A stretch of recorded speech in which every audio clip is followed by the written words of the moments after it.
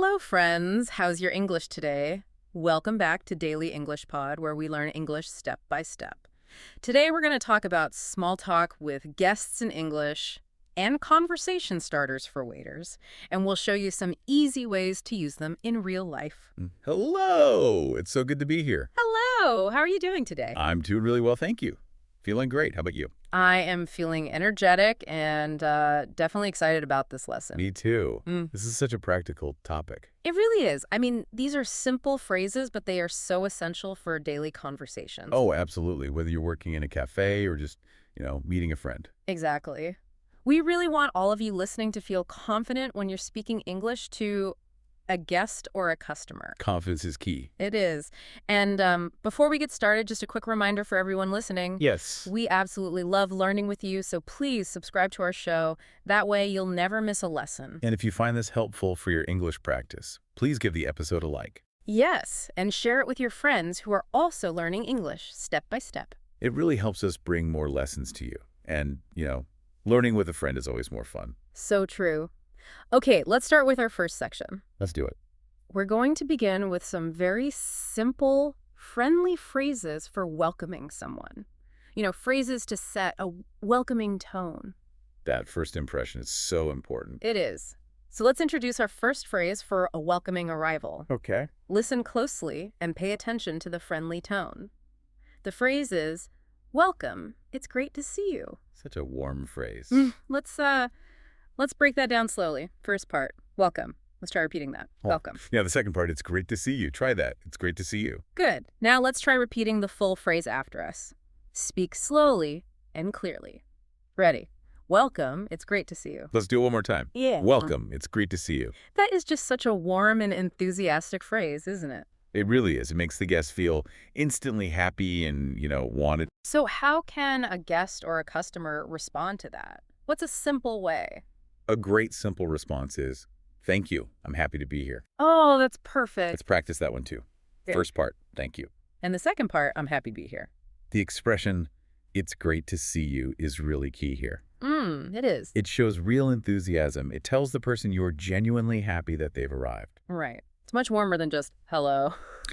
Okay, let's move to our second set of phrases. Yeah. These are for basic needs and comfort. Very useful. Especially in a service context, like if you were a waiter, you would often offer a drink first, right? Yes, that's standard. So listen to this offer.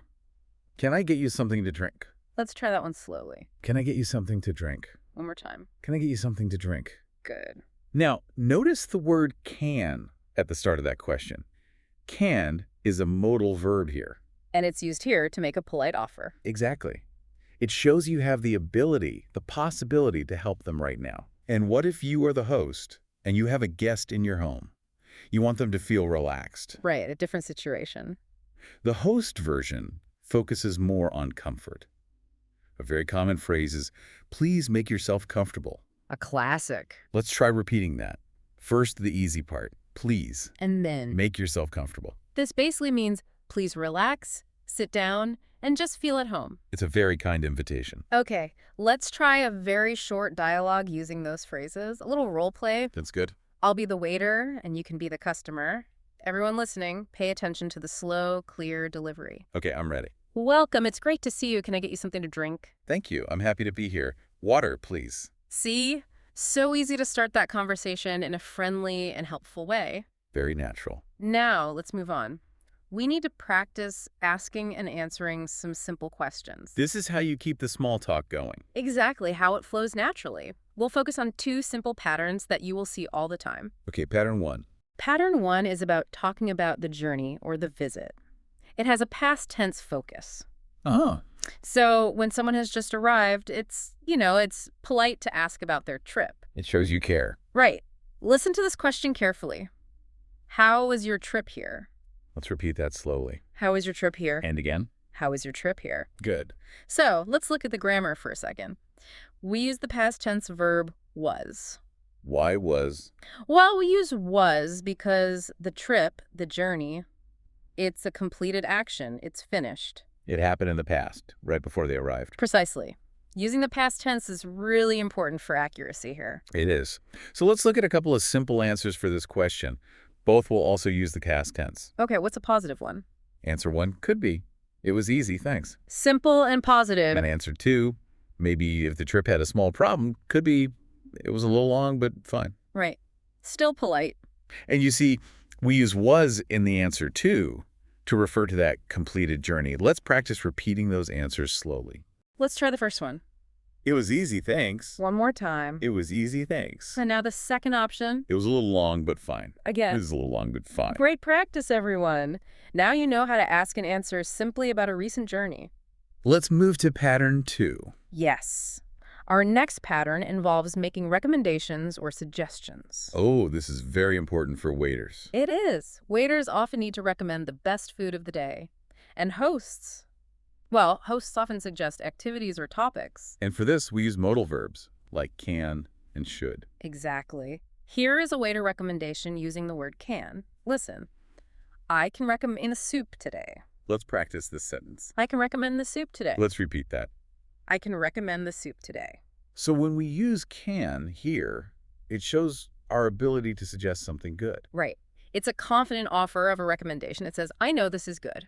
And what about should? A guest might use should if they're unsure about plans, right? To ask for advice. Yes, exactly. Should is used to ask for advice or an opinion about the best thing to do. So a guest might ask, what should we talk about first? A great question. Let's practice saying that question slowly. What should we talk about first? Let's say it again. What should we talk about first? So that's a really useful distinction. Can versus should. It is? Just remember, can is more about ability or making a strong offer. And should is for seeking or giving advice, something you think is a good idea. Let's try a very short dialogue with a recommendation. Okay. I'll be the waiter again, recommending a special dish. I'm the customer. I can recommend the special grilled fish today. It is very fresh. That sounds great. I will try that fish. Perfect. And, the phrase, that sounds great, is a wonderful, simple way to accept a recommendation. It really is. Very positive. Okay, let's move on to our next section. All right. This section focuses on useful multi-word expressions that you will hear and use, every single day. Let's start with the first one. The first expression is for checking in, for assurance. Okay. We often need to check if a customer or a guest is happy and comfortable. The phrase we use is very simple. Is everything okay? So useful. Let's practice saying that question. Is everything okay? Once more. Is everything okay? And this phrase is powerful because it works in so many situations. So many. A waiter can ask this while the customer is eating to check the food quality. Right. And a host can ask a guest to check on their comfort. It just means, do you have any problems or need anything right now? Exactly. And the most common positive response to this is polite and clear.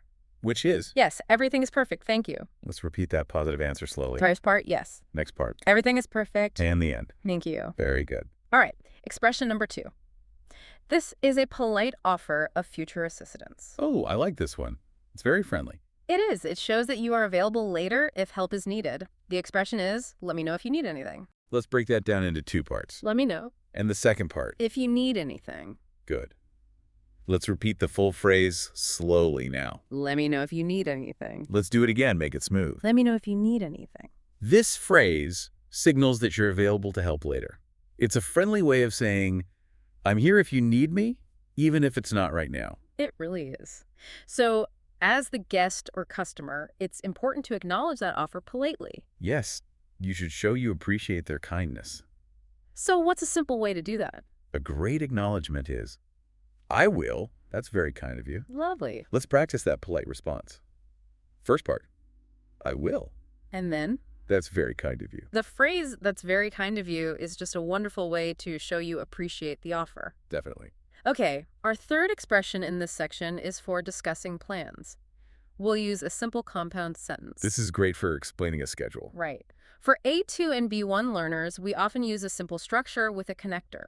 The connector phrase is, and then. Very clear, very easy to follow. Listen to this example describing a short plan. We are meeting now, and then we will go to the museum. Let's repeat the first part of that slowly. We are meeting now. And the second part? And then we will go to the museum. I'll repeat the full sentence slowly, and I want you to notice that connector.